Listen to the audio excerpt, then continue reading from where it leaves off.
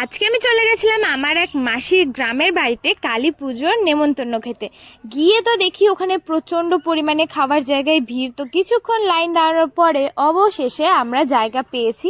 তো অনেকক্ষণ বসে থাকার পরে ফাইনালি আমাদের খাবারের প্লেটটা দিয়ে গেছে। আমার তো মনটা খুশি হয়ে গেছিলো, কারণ অনেক লোকজন ছিল আর 2-3 বৈঠক পরে আমরা জায়গা পেয়েছিলাম।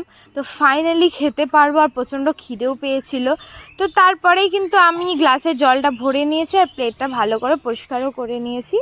এখন একটুখানি জলটা খেয়ে গলাটা ভিজিয়ে নেব, কারণ যা গরম পড়ছে আর এই গরমের মধ্যে জল না খেয়ে মানুষ একদমই থাকতে পারবে না। তো সবার ফার্স্টেই দিয়ে গেছিলো কিন্তু খিচুড়ি, যেটা গোবিন্দভোগ দিয়ে করা হয়েছিল, আর ছিল বেগুনিটা একটু ঠান্ডা হয়ে গেছিলো যেহেতু অনেক রাত হয়ে গেছিলো, কিন্তু বেগুনিটা খেতে বেশ ভালোই লাগছিলো। আর গরমের মধ্যে গরম গরম বেগুনির থেকে আমার মনে হয় ঠান্ডা বেগুনিটাই আমার কাছে বেশি ভালো লেগেছে। আর যে কোনো প্রসাদ খাওয়ার আগে আমি তো আগে প্রণাম করেই নিই, তা প্রণাম করে মুখের মধ্যে দিয়ে দিয়েছি। আমার তো খেয়ে দারুণ লাগলো, কারণ দারুণ টেস্টি হয়েছিল খিচুড়িটা। আর এমনিতেও দেখবে যে কোনো ঠাকুরের প্রসাদ তোমরা খাবে না কেন, ঠাকুরের নাম করে বানালে সব প্রসাদই একদম অমৃতর মতো খেতে লাগে। কিন্তু আমি তো একটা জিনিসে কনফিউজড ছিলাম যে আমি এতগুলো খিচুড়ি খেতে পারবো নাকি।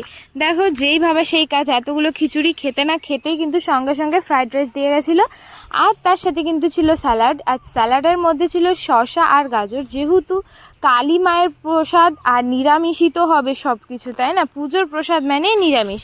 তো আমি ফ্রাইড রাইসটা একটুখানি খেয়ে দেখলাম যে কেমন হয়েছে। বেশ ঝরঝরে লাগছিলো।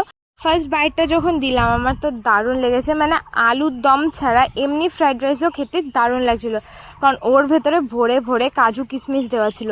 তারপর আমি অপেক্ষা করছিলাম যে কতক্ষণ ধরে শুধু ফ্রাইড রাইস খাবো, কখন আসবে আলুর দম।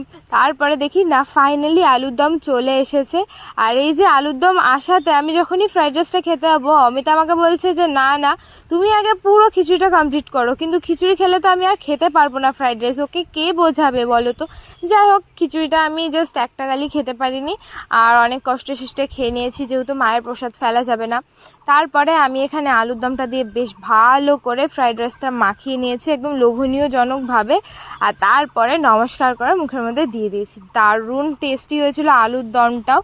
আমি তো 2বার আলুর দম নিয়েছি, কারণ আমার এত ফেভারিট হয়ে গেছিলো আলুর দমটা।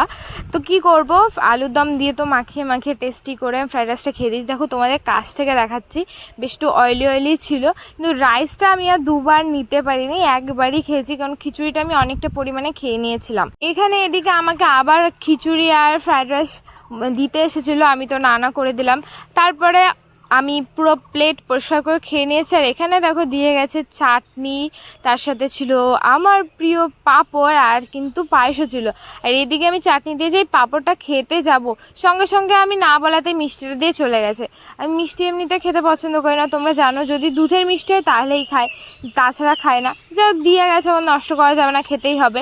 চাটনিটা দিয়ে পাঁপড়টা আমি জমিয়ে খাচ্ছিলাম, কারণ আমের চাটনি এই গরমের মধ্যে আমার এত ভালো লাগে গাইস, কী আর বলবো। তোমরা কে কে চাটনি খেতে ভালোবাসো, বিশেষ করে আমের চাটনি, আমাকে কিন্তু অবশ্যই কমেন্ট করে জানাবে। তো চাটনিটা তো দারুণ টেস্টি হয়েছিল। আর এবার হচ্ছে পায়েসটা খেয়ে দেখবো যে কেমন হয়েছে। আমার না পায়েস সব জায়গাকার ভালো লাগে না, কিন্তু এখানকার পায়েস দারুণ টেস্টি হয়েছিল। আমি তো পায়েসটা পুরো একদম চেটে পুটে সাফ করে খেয়ে নিয়েছি, আঙুল চেটে অবধি খেয়েছি। দেখতেই পাচ্ছ আমার আঙুল চেটে খাওয়ার অভ্যাস আছে, যেটা আমি সচরাচর সব জায়গায় খাই না, বাড়িতে করলেই খাই। কিন্তু আমি আজকে এত টেস্টি লেগেছে খেয়ে নিয়েছি। তারপরে মিষ্টিটা নষ্ট করবো, তাই মিষ্টিটাও আমি পুরো খেয়ে নিয়েছি। আমার তো প্রসাদ খাওয়া কমপ্লিট। তারপরে চলে এসেছিলাম আমি পুজো দেখতে, কারণ সারা রাত ধরে পুজো হয়েছে। আর এই যে আমার চোখের ফোলাটা দিন দিন যেন আরও বেড়ে যাচ্ছে, তার ওপর দিয়েও দেখো আমি আইলাইনার পরেছি। আর আমাকে কেমন লাগছিলো অবশ্যই কিন্তু কমেন্ট করে জানাবে। আর সারা রাত ধরে পুজো হয়েছে, যেই ব্লগটা তোমরা কিন্তু কালকে অথবা পরশুদিন পেয়ে যাবে। তো যাই হোক বন্ধুরা, আজকের ভিডিওটা তোমাদের কেমন লাগলো অবশ্যই কমেন্ট করে জানিও। ভালো লাগলে শেয়ার করে দাও, আমার পেজটা ফলো করতে। আজকে